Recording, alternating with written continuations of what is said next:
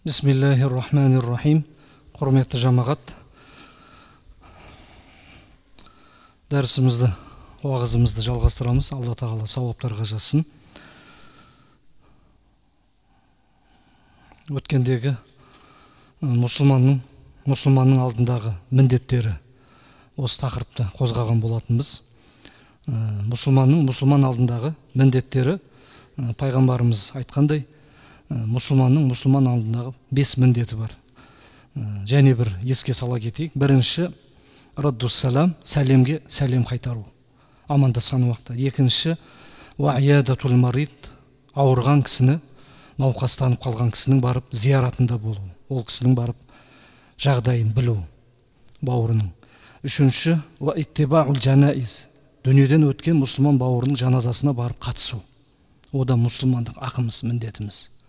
Тірілердің, қайтқандардың алдындағы ең маңызды міндеттерінің бірі. Одан кейінгісі уиджабату дауа, шақырса мұсылман бауырың сол жерге барып шақыруына болысу, шақырына барып төбе көрсету. Қазақ айтады ғой, шақырған жерге, шақырмаған жерге барма, шақырылған жерден қалма деп. Одан кейінгісі уаташмитул атис, яғни түшкірген уақытта біз не дейміз? Алхамдулиллах дейміз, Аллаға шүкір дейміз. Сол түшкірген уақытта ярхамукумуллах, Алланың да саған рахымы болсын, жақсылығы болсын деп жауап қайтару деген екен. Яғни көшеде көрген уақытта амандасу, осындай түшкірген уақытта қайтару, жауап қайтару, ауырған кісіні бару, зиярат жасап, егер дүниеден өтсе жаназасына барып қатысу. Және шақырылған жерге төбе көрсету, мұсылман алдындағы міндеттері, ең басты 5 міндет. Бірақ өкінішке орай қазір біз кейде амандаспай қоямыз. Бірақ амандасқан уақытта пайғамбарымыз айтады, афшу салам дейді, сәлемді жайыңдар дейді. Ақыр заман жақындаған уақытта адамдар бір-біріне амандаспайтын болады деген нелер бар. Сол себептен мешітте емес, базарда, көшеде, қоғамдық жерлерде бір кісі көп кісіге не істеу керек? Сәлем беру керек. Бұл пайғамбар сүннет. Сол сәлем берген уақытта бізде сәлемге жауап ретінде ва алейкумуссалам, Алланың да саған тыныштығы, амандығы, бейбітшілігі, сәлемі болсын деп жауап қайтару біздің міндетіміз екен, құрметті жамағат. Енді өткенде басынан бастап айтқан болатынбыз, қандай бір қазалы жағдай болатын болса, не істеу керек? Жаназасына барып қатысамыз. Және сол жаназасының алдындағы сакратул маут дейді, яғни ауырып жатқан, өлім төсегінде жатқан кісіні зиярат етеді мұсылман адам. Сол уақытта жасайтын амалдар бар. Жалпы қандай да бір тіршілік болғаннан кейін, өмір болғаннан кейін қазақ айтады, өмір бар жерде қаза бар дейді, өлім бар дейді. Міне, өміріміздің ақыры болатыны ақиқат. Алла тағала Құранда айтады, егер ажал келсе дейді, олар 1 сағат алдын немесе 1 сағат кейінге ажал тоқтата алмайды дейді. Бұл табиғи нәрсе. Бұл заңдылық нәрсе. Бірақ біз мұсылмандар не істеуіміз керек? Сол сәтте, әп-сәтте осындай жағдайға әр уақытта, әсіресе біздер намаз оқып жүрген намазхандарымыз дайын болу керек. Қандай жағдай болмасын. Бағана бір бауырымыз хабарласып жатыр. Қайтқан уақытта қандай амал жасау керек? Көзінің алдында жаңағы келіншегінің, әйелінің анасы дүниеден өтіпті. Не істеймін аға деп маған звондай телефонмен. Мен айттым, енді үйге апарып, сол жерге бір арнайы бөлме болады. Сол бөлмедегі жаңағы барлық нәрсені шығарып, адамдарды сол жерге қойып, соның басында күзету керек. Ол қазақтың дәстүрінде бар нәрсе. Үстіндегі киімдерін шешіп, тек ақ матамен жауып, иегін басымен қосып, аяқ қолдарын түзу қылып, және көзі ашылса жаңағы көзін жауып, міне осындай тиісті. Бұны бұрын біздің ауылда ақсақалдар жасайтын, әжелеріміз, апаларымыз жасайтын. Қалада таба алмай сондай нәрсе кісілерді. Сол себептен барлығымыз бұл нәрсені білуіміз керек. Жалпы Қазақстан мұсылмандар діни басқармасының да осы мәселеге қатысты, жаназа мәселесіне қатысты көптеген пәтуалары бар шыққан.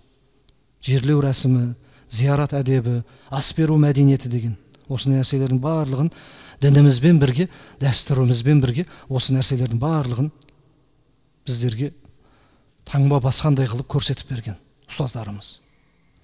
Жалпы пайғамбарымыз айтады саллаллаху алейхи уассалам: "Ма мин абдин тусибуху мусибатун фаяқул инна лиллахи ва инна илайхи раджиун." Пайғамбарымыз айтады, бір мұсылман адам бір кісіге бір мусибат, қайғылы жағдай, осындай қазалы жағдай болса дейді, біреудің малы кетіп қалады, біреудің бизнесін алып қояды, біреудің ақшасы жоғалады, біреудің денсаулығы сыр береді, біреудің үйінде қазалы жағдай болады, әртүрлі жағдай болады. Өйткені бұл дүние біз ойлағандай емес. Бұл дүние уақытша, шынайы түсінген адамға уақытша мекен, яғни сыналатын жер деп айтылады. Міне, қандай да бір ауыр, қазалы, қайғылы басына жағдай келсе, ешқандай адам дейді, бірден не айту керек дейді? Біз шынында Алладанбыз және Алла тағаланың құзырына қайтушымыз деген дұғаны, аятты оқысын дейді пайғамбарымыз айтады. Және Аллахумма ажурни фи мусибати ва ахлиф ли хайран минха илля ажараху Аллаху фи мусибатихи ва ахлафа лаху хайран минха. Ешқандай бір пенде жоқ дейді, сол басына түскен қайғыға дұға жасасын дейді. Және сол дұғасын былай жасасын дейді: осы қайғы қасіретке мені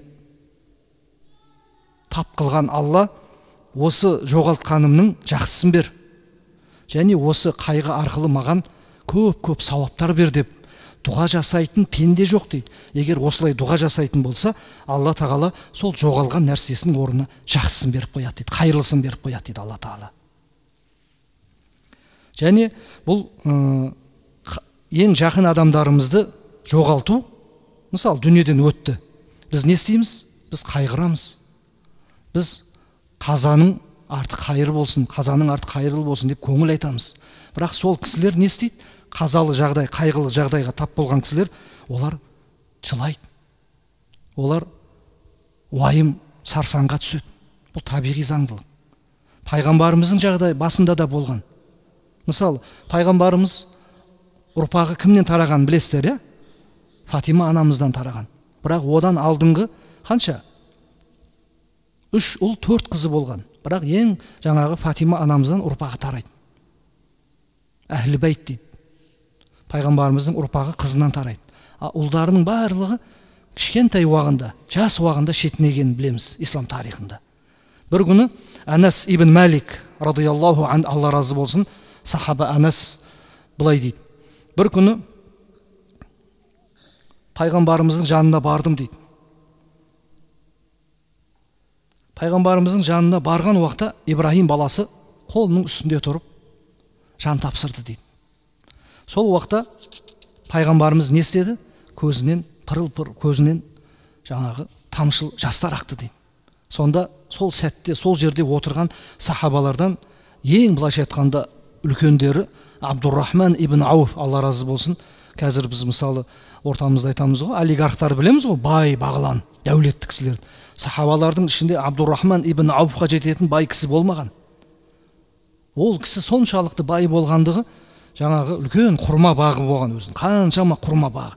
Құрма бағын білесіздер, құрма ағашын, күнде аудашамыз ғой ораза кезінде. Ол құрма ағашы алма бір ағаштан береді, құрма 2 ағаштан, қос ағаштан береді. Ері және ұрғашысы болады. Содан барып құрма жеміс береді. Егер ерін былай, ұрғашысын былай қойсаңыз, ол құрма салмайды.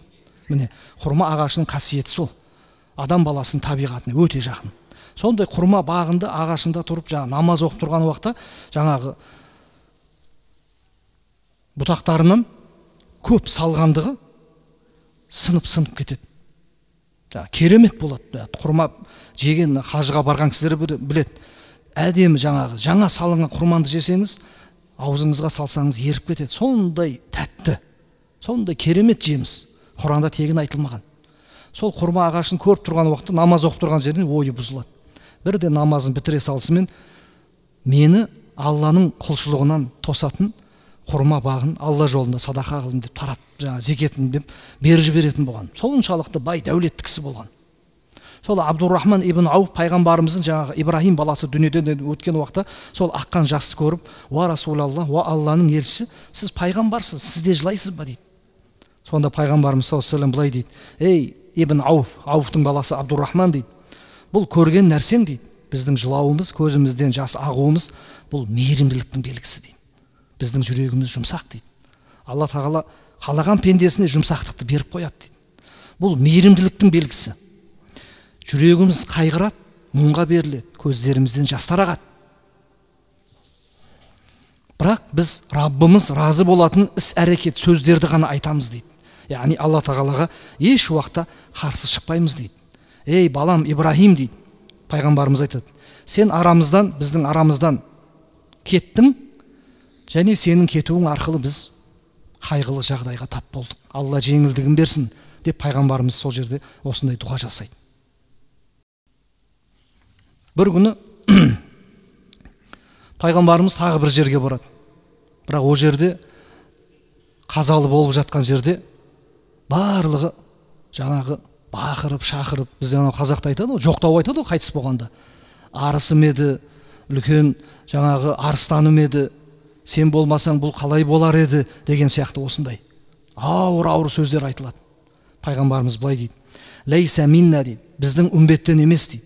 Пайғамбарымыз айтады: "Лейса минна ман дарабал худуд ва шаққал жуюб ва да'a бидa'вал жахилия." Біздің үмбеттен емес дейді. Кімдер? Өлгендері үшін, қайтқандары үшін қолымен беттерін тырнағандар дейді. Яғни қайғырып, Аллаға қарсы іс-әрекет танытқандар дейді. Және жүздерін ұрғандар дейді. Арабтарда сол надандық, жахилиет, ислам келмей тұрып, сондай іс-әрекет болған. Егер біреу жақыны дүниеден өтсе, беттерін тырнап, жаңағы қолдарымен беттерін ұратын болған. Және жаға көйлектерін жыртып, надандық дәуіріндегі сияқты, қараңғылық дәуіріндегі сияқты, жаңағы Аллаға қарсы дұға жасайтын, сондай аси дейді, сондай бір ауыр сөздер айтып, сондай қайғыру әрекеттерін білдіретіндер, яғни қайғырып, бақырып шақырғандар біздің үмбеттен емес дейді. Яғни Алла тағала разы болмайды деген ондай іс-әрекетке. Пайғамбарымыздың сүннетінде көрсеткендей, жылаймыз, ол табиғи заңдылық. Бірақ шектен шықпауға шақырады дініміз. Бетті ұрып, көйлекті жыртып, шашты жұлмалап, Аллаға қарсы сөз айтатындай іс-әрекеттен аулақ болуға шақырады дініміз. Мысалы, уайымдаймыз. Ертең дүниеден өтсек, артымыздағы ұрпағымыз қалай болады? Ертең олар қалай күн көреді деп. Бірақ пайғамбарымыз, бұрынғы өткен аталарымыз не істеген? Жетім көрсең жебей жүр. Жетімнің басын сипасаң, жәннаттық боласың деген қанат сөздер айтқан. Керек десеңіз, Муса алейхиссалам, Муса пайғамбар, пайғамбарлар ұзақ өмір сүрген, білесіздер, Нух пайғамбардың өзі 10 ғасыр өмір сүрген. Алла тағала Құранда айтады: "Валақад арсална Нухан иля қауми." Сөз жоқ, біз Нух пайғамбарды өз қауымына елші қылып, пайғамбар қылып жібердік дейді Алла тағала. Илля 50 ама дейді. Яғни 50 жылы кем, 1000 жыл, 950 жыл, 10 ғасыр өмір сүрген. Муса пайғамбарда ұзақ өмір сүрген, Ибрахим пайғамбарда, Идрис пайғамбарда, Исхақ пайғамбарда, Адам атамызда ұзақ өмір сүрген. Бірақ сол ұзақ өмір сүрген пайғамбардың бірі Муса алейхиссалам. 182 жас деп келеді бір риуаяттарда. 182 жыл өмір сүрген дейді. Сол Муса пайғамбар, сол өмірінің соңында жаңа баласы болады. Сол баласы әлі жаңа кішкентай, сол баласын уайымдайды. Балалар, басқа ұл қыздарым өсті, жетілді, бірақ сен кішкентайсың әлі, сенің жағдайың қалай болады деп. Сонда Алла тағала уахи арқылы білдіреді. Қолыңа аса таяғыңды алып, теңізге ұр, сол теңіздің ішінен муъжиза шығады. Жаңа теңізге ұрса, теңіздің астынан бір тас шығады. Ол тасты ұрса, тастың ішінен бір қорапша, қобдиша сияқты шығады. Сол жерден жаңағы былайша айтқанда қоңыз сияқты бір теңіздің бір хайуан, теңіздің бір тіршілігінде өмір сүретін бір жаңағы жануарды көреді. Аяқ қолы жоқ, көзі көрмейтін. Бірақ тіршілігін жасап жатыр. Яғни тірі қоңызды көрсетеді Алла тағала, керемет қылып, муъжиза қылып. Сонда Алла тағала уахи арқылы Муса пайғамбарға, Муса пайғамбарды білесіздер, Алла тағаламен тікелей тілдесетін пайғамбар, сондай қасиет болған ол кісіде. Сол Муса пайғамбарға Алла тағала білдіреді, сондай ешкімі жоқ айдалада теңіздің астында жатқан қоңызды жаңағы бөжекке өмір берген Алла сенің балаңа неге өмір бермеске деп Алла Тағала. Міне көрдіңіз ба? Сол себептен Алла Тағала Құранда бірнеше жерде келеді. Ва хуа хайрур разиқин, валлаху хайрур разиқин. Ол Алла сондай рызық берушілердің ең қайырлысы, рызық берушілердің ең жақсы дейді. Басқа бір пайғамбарымыздың хадисінде келеді, саллаллаху алейхи ва саллям. Өлім сендерді ажал қуалағандай, рызық несібе де сендердің арттарынан қуалап жүреді дейді. Және басқа бір риуаятта келеді, имам Бухарида келеді. Усама бин Зайд радиаллаху ан, Алла разы болсын, сол кісі айтады, пайғамбарымыздың дейді, өзінің қыздары бұрыннан өтіп кеткен, өзінен бұрын дүниеден өткен. Сол пайғамбарымыздың қыздары дейді, бір қызының жаңағы дүниеден өткендігі хабар беріледі дейді. Сонда пайғамбарымыз көздері жасқа толады. Сол уақытта Саад ибн Убада радиаллаху ан, Алла разы болсын, о Алланың елшісі, сізде жылайсыз ба деп жаңағы алдындағы айтқан уақиғадағыдай, бұл ненің белгісі, көзіңізден жастар ақты дейді. Сонда Алланың расулы пайғамбарымыз былай дейді, бұл бір мейірімділіктің белгісі дейді. Алла оны сүйген пендесінің жүрегіне беріп қояды дейді, яғни жылауды, көзден жастар ағуды дейді.